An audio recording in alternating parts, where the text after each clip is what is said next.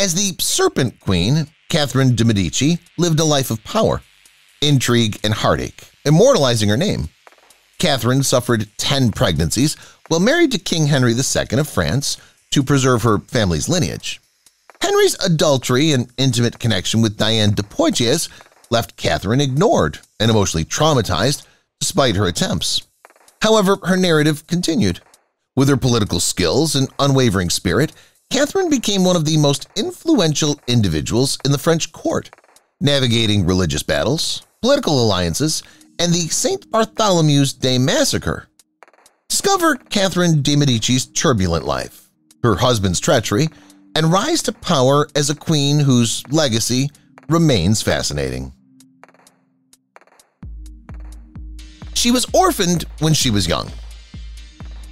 The Countess of Boulogne, Madeleine de la Tour d'Auvergne, and the Duke of Urbino, Lorenzo de' Medici, welcomed Catherine de' Medici into the world in April 1519 in Florence.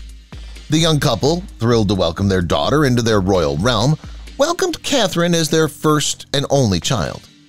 Unfortunately, Catherine's parents passed away within a month of her birth, leaving her an orphan. Her father was the nephew of Pope Leo X, who was in power at the time. Throughout most of her early years, the Medici heiress resided in many convents with various relatives, all of whom tried to shield the little girl from various family adversaries. The deaths continued to occur. Sadly, Catherine would encounter more deaths throughout her youth than only the passing of her parents. Because she was often relocating and changing adult caregivers, Catherine could never experience what a stable childhood might be like. Her paternal grandmother's house was the first she resided in after her parents went away. Despite doing her best to care for her granddaughter, Alfonsina Orsini passed away abruptly as well. After that, Catherine was brought to Clarice de' Medici, her aunt, where she briefly resided with her cousins. Her grand-uncle, Pope Leo, passed away in 1521, and Cardinal Giulio de' Medici was chosen to succeed him as Pope Clement VII in 1523. Her uncle Pope was her landlord. After a new election that same year, Catherine moved into the Palazzo Medici Riccardi in Florence and was dubbed Duchessina, or the Little Duchess. Although this was yet another drastic turn of events in Catherine's life, it did appear that things were beginning to stabilize for a while. The opulent palace housed her for a while, and the little Duchess grew accustomed to her new home, but as we've already learned, this would also not endure long, because as soon as Catherine gained some peace, it would be taken away. She was taken prisoner. A peaceful childhood that Catherine appeared to be experiencing came crashing down in days when Pope Clement was overthrown by Cardinal Silvio Passerini, threatening the Medici power once again. Catherine was taken as a hostage by Passerini forces and was sent off to live by herself in a series of convents for years. All of a sudden, she had to say goodbye to the comfortable and sheltered life she had under her uncle's palace and was now a prisoner living in captivity. Pope Clement agreed to a trade with Satan. Pope Clement was unwilling to let his power slip away so quickly, so he made a risky move to regain it. He went to King Charles of Spain and offered to make any deal with the devil if he was willing to help him do so. King Charles agreed, but only on the condition that Pope Clement also agreed to a few risky demands, one of which was that Pope Clement grant King Charles the right to be crowned Holy Roman Emperor. Pope Clement reluctantly but desperately agreed, and soon Charles' armies were eager to fulfill their end of the bargain.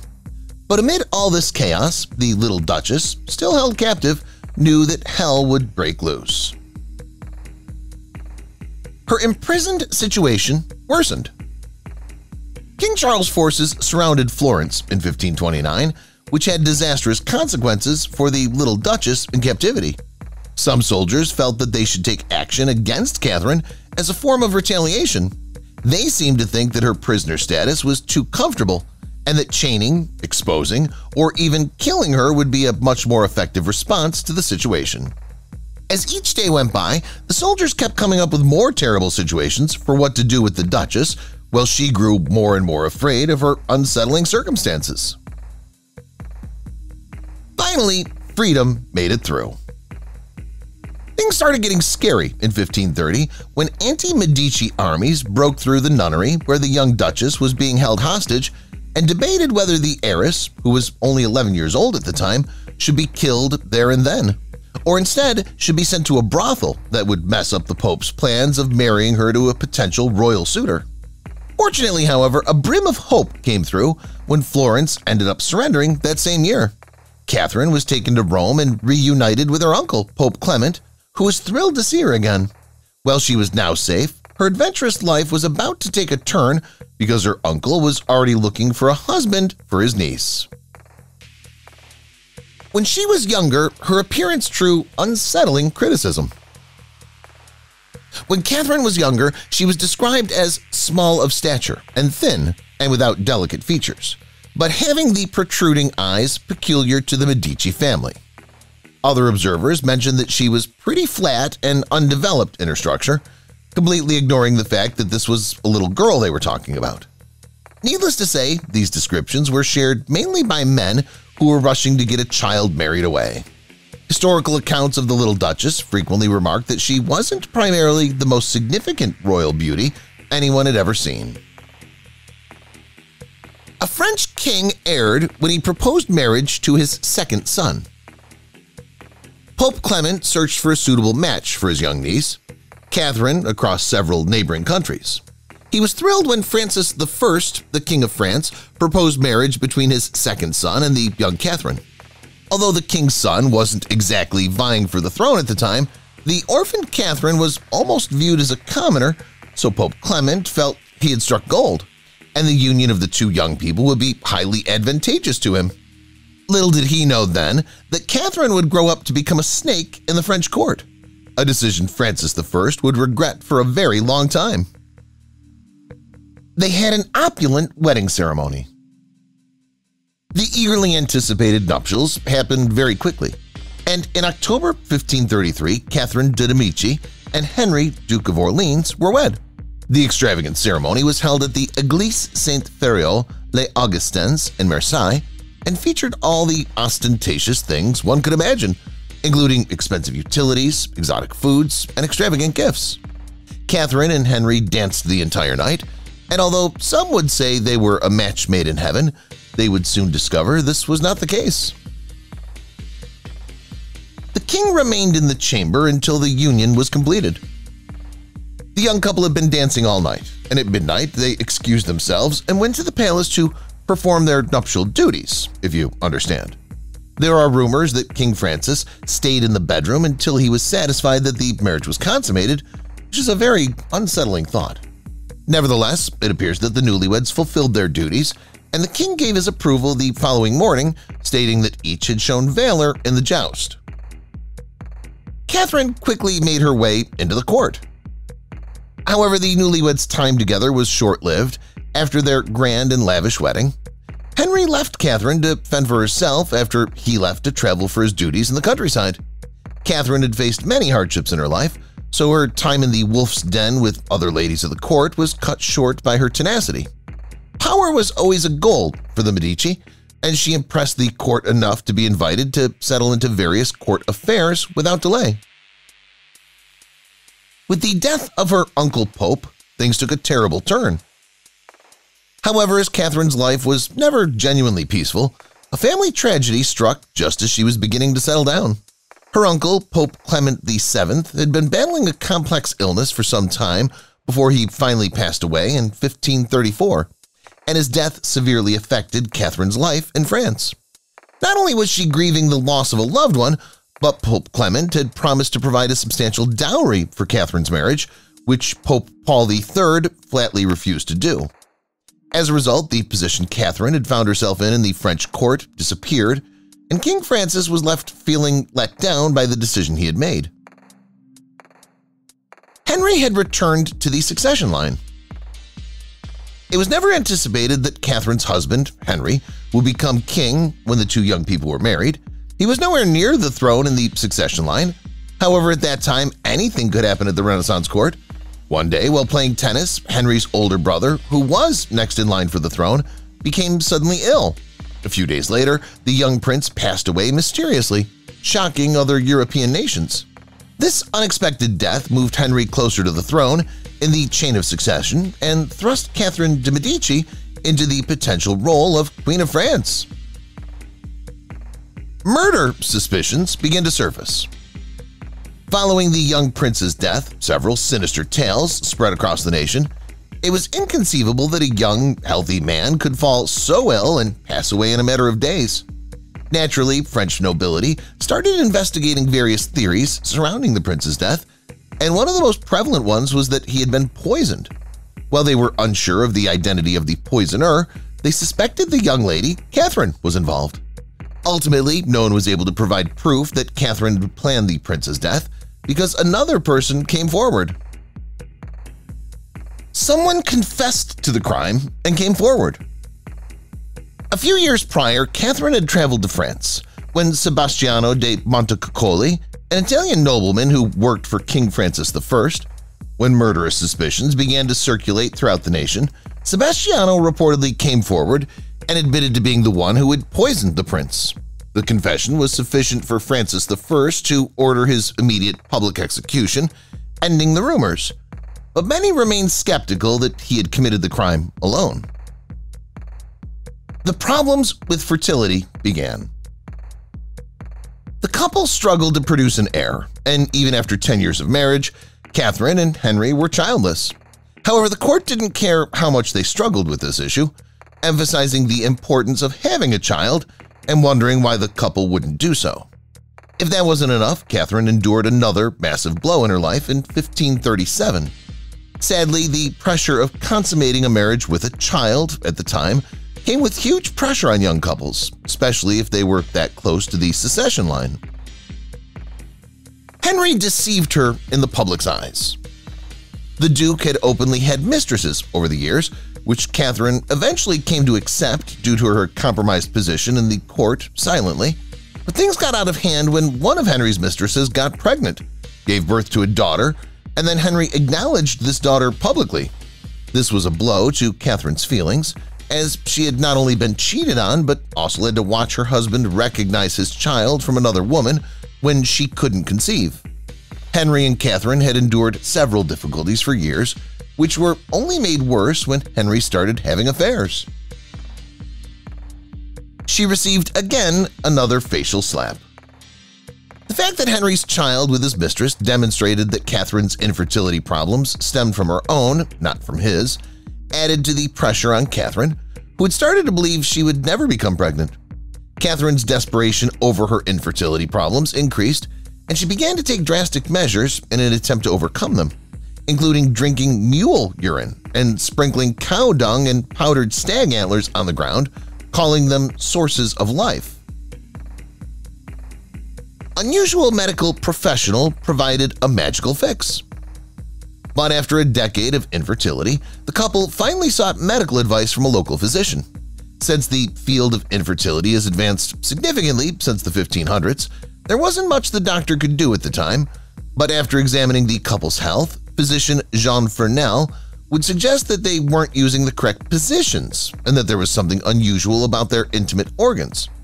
Unbelievably, the doctor sent them home with many positions to try, hoping this would solve their problems. And sure enough, it did, as the couple would go on to have 10 children together.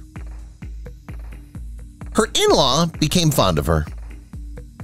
Although Catherine's relationship with Henry wasn't the most romantic in the world, she had developed a lovely relationship with her father-in-law. In fact, it was well known that Catherine's relationship with King Francis was far better than that with her husband. Things were going so well for Francis and his daughter-in-law that he found her a privileged place within his notorious group of female friends, a petite bande.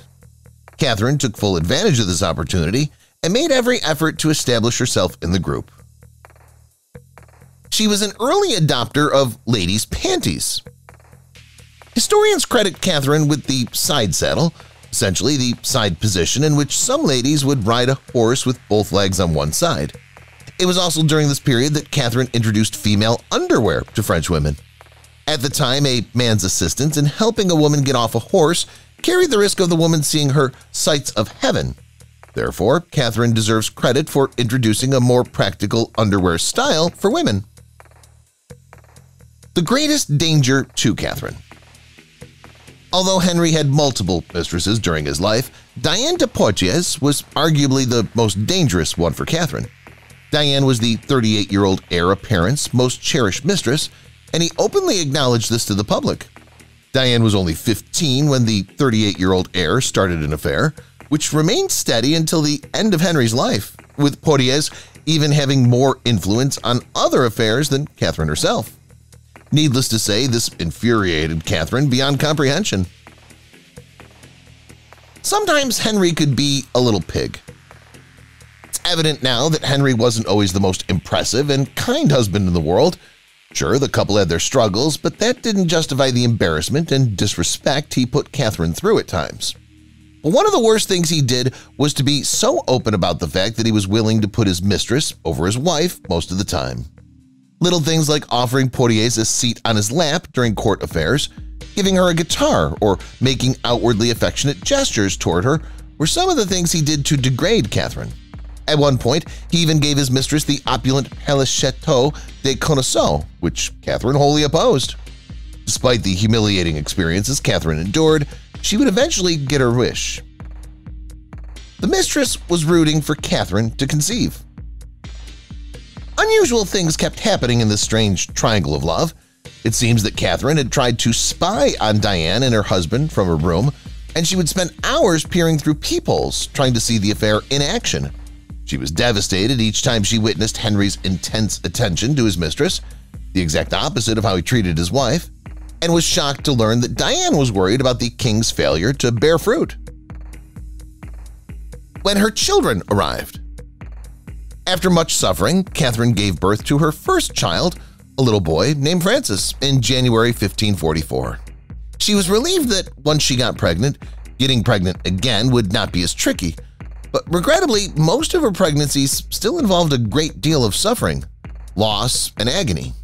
Shortly after, she became pregnant again, giving birth to a little girl named Elizabeth in 1545.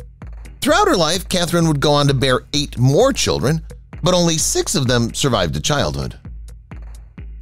She experienced something near death.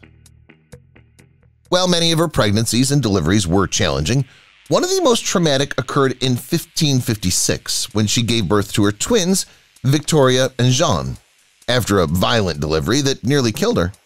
When complications arose during the birth of her daughters, the doctors were forced to break Jean's legs to save Catherine's life, which destroyed the little girl in the womb and killed her sister, Victoria, 7 weeks later. The ordeal left Catherine completely traumatized and emotionally spent, and she was never able to conceive again as a result. Taking up the role of King and Queen. Following the death of King Francis I in 1547, Henry and Catherine were crowned King and Queen of France. Catherine gradually gained more power as queen consort, despite Henry's best efforts to deny her any influence. She would act as regent during his absences, but only to the extent that was allowed. However, this kind of control would only last for a short while, as Catherine would quickly find a way to assert her authority and influence because she was patient and knew her time would come. A peace treaty follows an arranged marriage. After the region was plagued by years of Italian wars, King Henry I finally signed a peace treaty with the Holy Roman Empire and England in 1559. Although this would officially end the wars, it was agreed that another formal treaty needed to be signed to seal the deal properly. Henry thus decided to betroth his daughter Elizabeth to Philip II of Spain. Soon after, tremendous pressure was placed on the couple to plan the wedding of the year, which had to be meticulously planned because it would seal the peace treaty between the two powerful nations at the time. Regrettably, however, the wedding would become the notorious Red Wedding for the most terrible reasons. The wedding in red. Nobody ever imagined that a day that was supposed to be a celebration would become one of the most tragic events in the court's history. King Henry loved to perform for an audience, and his daughter's wedding provided the ideal setting for him to do so. So what did King Henry decide to do? He chose to joust. Now, anyone can agree that it was a bad idea to joust during a wedding, but the king was determined to carry out his plan, and a poor nobleman would have put up with the king, almost regretting his decision as soon as he was selected. The king struck his face with a lance. Amid the battle, King Henry took a lance to the face of the nobleman who he was jousting against, which caused his face to be completely shattered by the massive wooden weapon. In a matter of seconds, his face was pouring blood, and hardly anyone could believe the horrific sight they were witnessing. Francis, Catherine's eldest son, and Diane de Poitiers completely fainted in despair upon seeing King Henry's face. Henry was hurried to the local surgeon's office, who promptly realized that the king's wounds weren't as severe as they seemed. The king was said to be dead. Large wooden splinters covered the king's head and face at the time, which the surgeons attempted to remove as minor damage as possible. Unfortunately, these splinters had already reached Henry's eye and brain, making treatment nearly impossible. All efforts were made for 10 days to save the king, with Catherine by his side every day. The damage caused Henry to be conscious in some moments and completely gone in others. It became apparent that the king would not survive, as nothing more could be done. He eventually lost his sight and his ability to speak, and was ultimately pronounced dead in 1559 at the age of 40. A young king ascended to power. The strange and shocking circumstances surrounding the king's death left everyone stunned, especially Catherine, who had loved her husband despite years of mistreatment. But royal affairs had to go on, and after Henry's death, the couple's eldest son, Francis, age 15, took over as king. Francis was very young, and the now queen mother was still in mourning, so two brothers from the House of Guise stepped in to act as the young king's advisors. Catherine soon realized that the cunning brothers would acquire nearly total power. Her son perished too. However, Catherine was astute and strategic, so she needed to act more quickly. She knew that the Guise brothers held too much power, but she also knew it wouldn't take long for another tragedy to grant her the opportunity to seize her power. Tragically, this tragedy would bring her even more grief as her young son suddenly became ill and died. At this point, Catherine had already made a few political maneuvers that led the royal council to appoint her as governor of France. Although Catherine was devastated once more, she realized that she needed to stay informed about all political maneuvers to see her second oldest son succeed. She was able to maintain her authority. It's said that Catherine was so calculating that she oversaw an organization known as the Flying Squadron of Female Spies, which consisted of 80 beautiful women who reportedly spied on several courtiers, reporting back to Catherine. Her political maneuvers ensured that 3 of her 5 sons became kings, but she retained most of her power. It was well known that even though her sons were the ones making the significant decisions, they were the ones who ultimately led to some of the worst religious violence of the period, and the people would discover that the Queen Mother was prepared to do anything to maintain her position of authority until she died in 1589. As the Serpent Queen, Catherine de Medici lived a life of power, intrigue, and heartache, immortalizing her name. Catherine suffered 10 pregnancies while married to King Henry II of France to preserve her family's lineage. Henry's adultery and intimate connection with Diane de Poitiers left Catherine ignored and emotionally traumatized despite her attempts. However, her narrative continued with her political skills and unwavering spirit. Catherine became one of the most influential individuals in the French court, navigating religious battles, political alliances, and the St. Bartholomew's Day massacre. Discover Catherine de Medici's turbulent life, her husband's treachery, and rise to power as a queen whose legacy remains fascinating. If you've watched the video till here, that means you've enjoyed the video. Subscribe. Don't forget to turn on the notifications bell icon